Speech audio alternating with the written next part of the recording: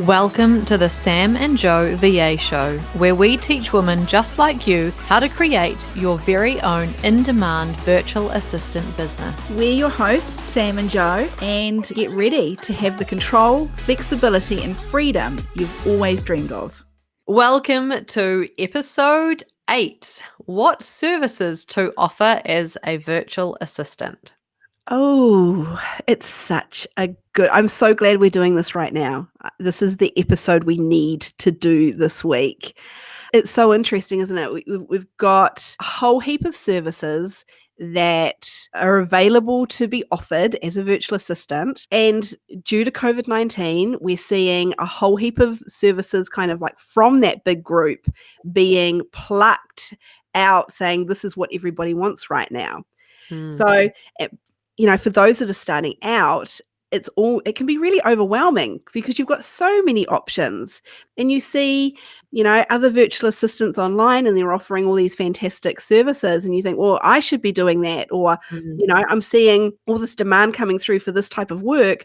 I don't know anything about it, but maybe that's what I need to be doing too, aren't we? So we're seeing lots of people comparing themselves, which, Joe, we don't want people to compare yourself to anyone else, do we? That's a big no-no. Stop comparing yourself to others. Yeah, absolutely. Yeah. And I love the saying, stay in your lane. That can be relevant for so many different topics, but this is really probably the key message in this whole episode is about staying in your lane. And, some of the in-demand services that we're seeing at the moment is definitely social media management.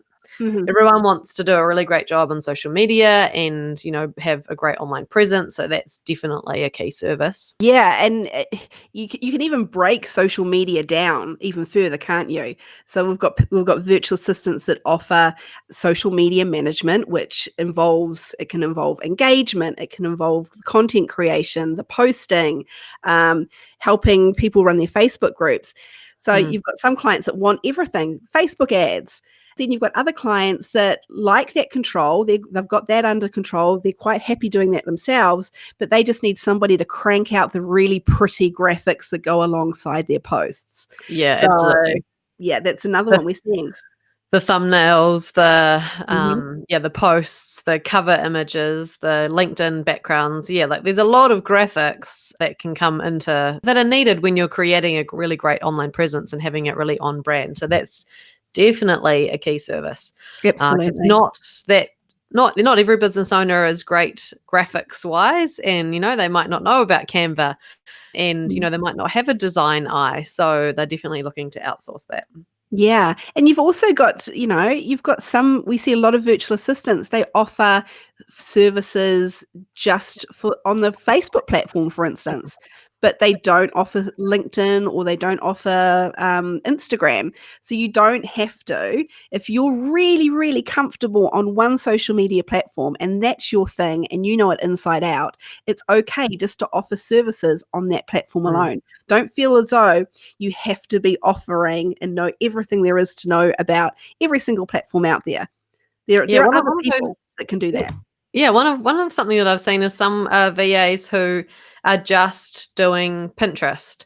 So their service is all based around Pinterest and how to get leads through Pinterest, and putting all the client's blog post content up onto Pinterest and really using that as a lead generation platform. That's a whole service in itself and a whole specialty. Oh, absolutely. Here in New Zealand, I think business owners are slowly catching on to the Pinterest world, but international clients from everywhere else, they're really into it. They've been on there for a while now. So if that's something that you're interested in and you're willing to upskill and learn a bit more about it, then that would be a great niche, I think, to be offering for sure. Yeah. Absolutely. And we're also seeing a lot of people wanting to create online courses and memberships and needing help with actually creating those, and then not just creating them, but also managing them and, being the support for those courses ongoing. Yeah, seeing a lot of new queries come through from clients looking for virtual assistants that can help them with specific membership platforms as well. So, like Kajabi, Mm. is it Memberspace, Katra, I think is another one. Have I pronounced that one right? I'm not sure. I'm not sure, I haven't heard of that one. Yeah, so yeah, lots of people wanting to get their courses and memberships up and running. Yeah, I think this is partly due to COVID. I think, Mm, everyone was at home. Everyone had, well, not everyone, but a lot of people had a lot more time on their hands, and they wanted to use their lockdown period to learn, to upskill. And so that meant a lot of other businesses need to put their stuff online, and mm. that then naturally goes into a membership. We're seeing them everywhere. Everyone's got a membership now. We've got a membership now. Yeah, we do. And the other one too is more around that paid advertising, that online digital, like Facebook ads, Google ads, and that's a really sought after service too. Yeah, once again, so specialized. I know I personally don't offer, I've never offered either of those services. It's something that I've learned a bit about in order to kind of benefit my own businesses. Mm, But there's no way in hell I'd be using somebody else's money and creating Google ads and Facebook mm. ads for somebody else. It's like, no, no. I know enough to do me, but I'm not gonna do that for anybody else. Leave It, that to it the can cost it experts, can right? cost a lot of money. You're talking a Mm, lot of money with those things. mm. Yeah, absolutely. Another one is bookkeeping. That's a really in-demand service because it's quite easy to outsource.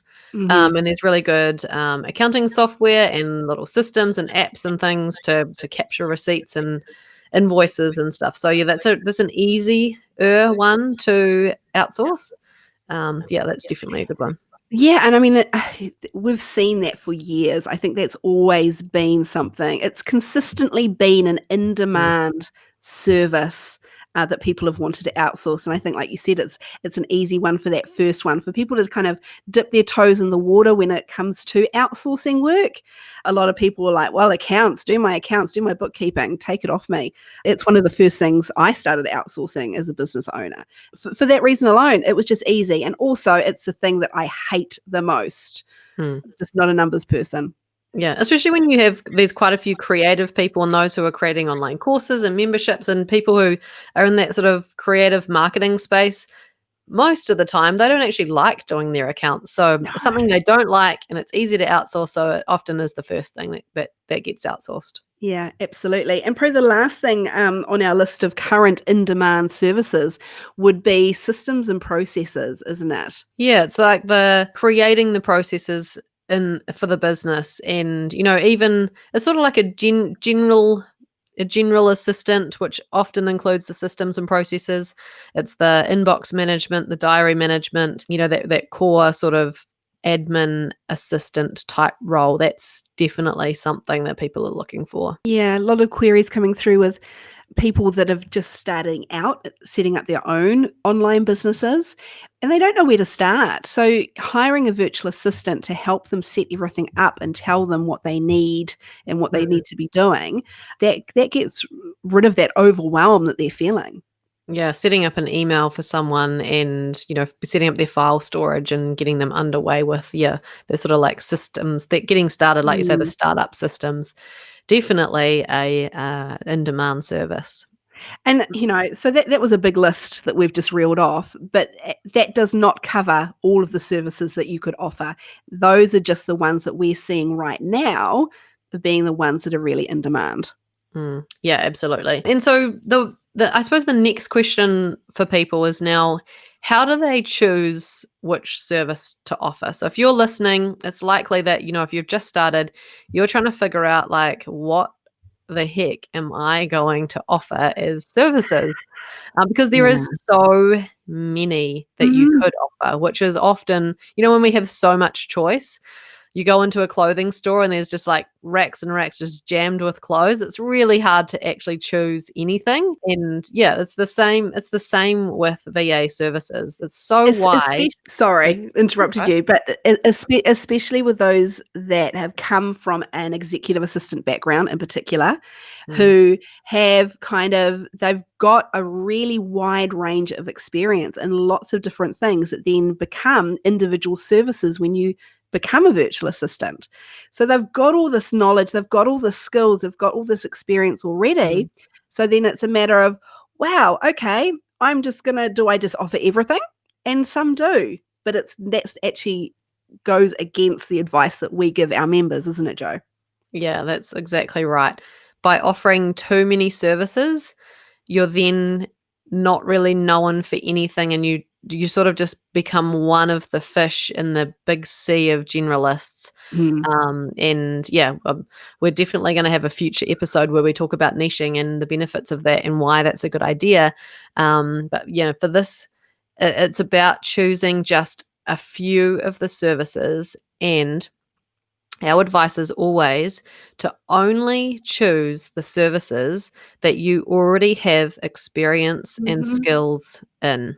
Absolutely. This is our key message. This is basically the upshot of this podcast episode Mhm. is, once again, only choose services that you already have experience in. It is that simple. If you take anything else away from listening to this episode, that is it. Yeah, and this is exactly the stay in your lane. Just stay with Mhm. exactly what you know, and it doesn't mean that that's the only thing that you're ever going to offer in your whole virtual assistant career. That's not it. It's about when you're starting out, choosing a service that you already have experience in, and there are huge benefits to that. One being that if you do that, you then do a really great job. You're setting yourself up to do a successful get a successful result for your client, Yeah. and they're going to be more likely to keep you on and more likely to refer you to other people. Which is massive, which is massive in terms of the growth of your business. That is gonna be the way that you get the majority of your best clients is gonna be word of mouth, and the only way you get that is if you just knock their socks off in terms of what you are delivering, the value that you're providing. And it's simple, you just can't do that with something that you don't have the skills and experience to do. You're not gonna deliver that kind of high-end product that people are going to expect. Yeah, absolutely. And you might think, oh well, Mailchimp can't be that hard. Like I'll just do like provide email marketing or like e-newsletter creation services, and do Mailchimp setups. And you could do a basic setup, but if you don't really understand what makes a good newsletter, a bit about copy and what makes a really great subject line, how to set up the back end of Mailchimp and make sure that when Mm, someone unsubscribes, something they get a branded message. If someone subscribes from the website, like how to actually put that code in there.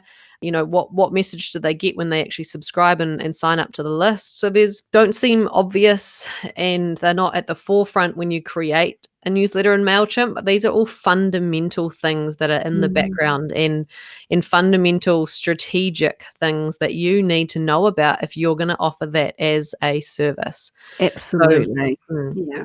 I mean, websites, that's another thing, and we're seeing a lot of interest in virtual assistants adding that to their skill set, which is mm, fantastic.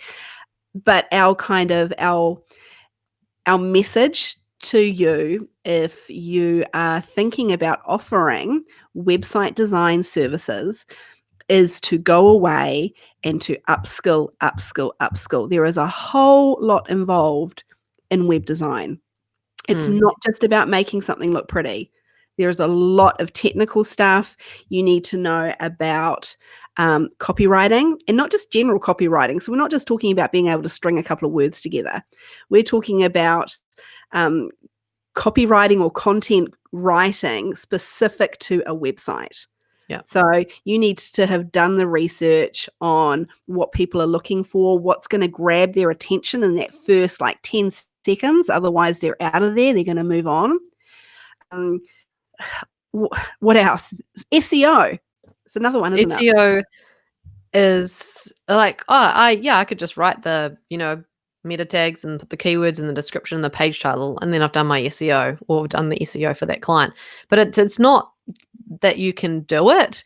It's that you understand and you can strategically write a description and put in the page titles and have done the research as to what it needs to be and what keywords need to be a focus on the page, and then the expansion of SEO that goes off the website as well, and all these fundamental strategic things, again, fundamental and strategic, that go into the back end of a website. It's not just about what you can see on a page and have it go live on a domain. That's the starting point. There's that, or that's just the start, the one part of it. It's not even the start. It's the one part of it. There's a whole raft of other things that you need to fundamentally understand to be able to deliver that service well.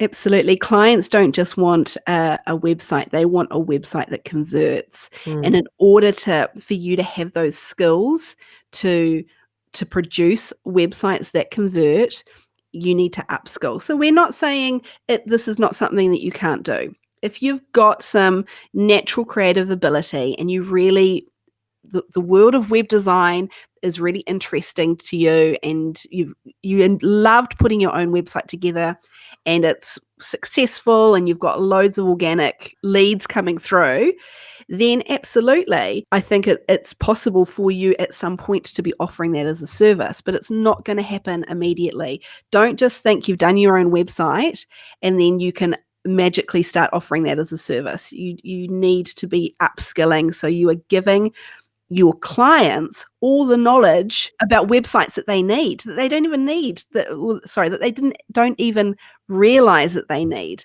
We see it all the time. Clients come in, they want, someone's designed a website for them, but at no point have they had that conversation around that website ever being found organically on Google. That's right.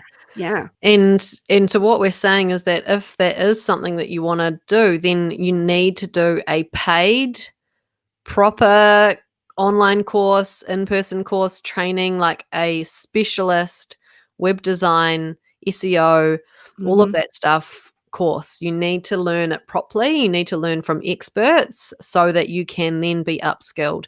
It's not about, I'm going to create like some free websites for people and then I know how to do it and I've upskilled myself. It's not about that. It's actually about like real learning and training from experts.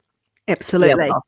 And I think that leads really nicely into the next kind of service that we see is in demand right now, is the paid digital ads. So Google ads and Facebook ads. It's an in-demand service at the moment, but there is no way a virtual assistant should be offering those as services unless you've done some paid training on it, because both of them are uniquely complex and for a whole raft of reasons. And algorithms changed constantly as well. It's not just about doing one course and then thinking, sweet, yep, I know how to do this now. You have to stay up with it. You need to be constantly keeping your eye on all of the changes that are made in that industry. Yeah, absolutely. My opinion is that if you were doing something like Facebook ads and Google ads, that should be the only thing that you're offering, to allow yourself to have enough time to be a real expert and continually upskill in that. Because as you say, Sam, it is changing all the time. And, there's no way I would be putting myself out there to offer that unless I was only offering that.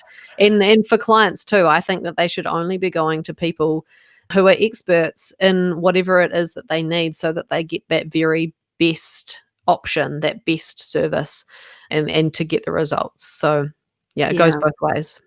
Oh, absolutely. If you want to, if your end goal is to be a successful in-demand virtual assistant at the top of your game, charging out high-end rates with packages, hourly rates, whatever, then niching, specializing is the way to go for sure.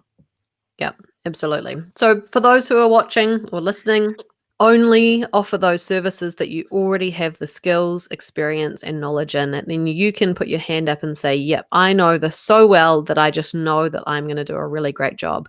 And some might be thinking, oh, but I don't know if I do a really great job in anything. I guarantee you that you will have some high level skills in something that you have done before that you can offer as a service for to your clients as a virtual assistant. So yeah, choose those couple of things, 2 to 3 services that you already have experience and skills in, and just focus everything around those services to begin with. It doesn't mean that you get a client and they need something else that you couldn't do it for them. It just means that you're only putting yourself out there and becoming known as the VA for whatever services it is that you're choosing. Just 2 to 3 is absolutely enough to get started. Yeah, and those 2 to 3, you don't have to be offering those 2 to 3 for the rest of your virtual assistant career. Mm. You can absolutely change that. We talk about it all the time. You're the boss. You can do whatever you want with your business. So those 2 to 3 that you start off with isn't necessarily the 2 to 3 services that you will be offering in a year's time or 2 years' time or 5 years' time. So you can change, you can adapt. But when that time comes for you, when the time comes where you're like, no, I want to now kind of change direction a wee bit in terms of the services I offer, just make sure you spend that time, you spend that money, you invest in upskilling, and then offer those new services. Stay in your lane. Thanks to everyone for listening to this episode of the Sam and Joe VA Show. If you'd like to find out more, head to the Savvy School website to check out the amazing members club and find more free resources. You can find us at savvyschool.co.nz.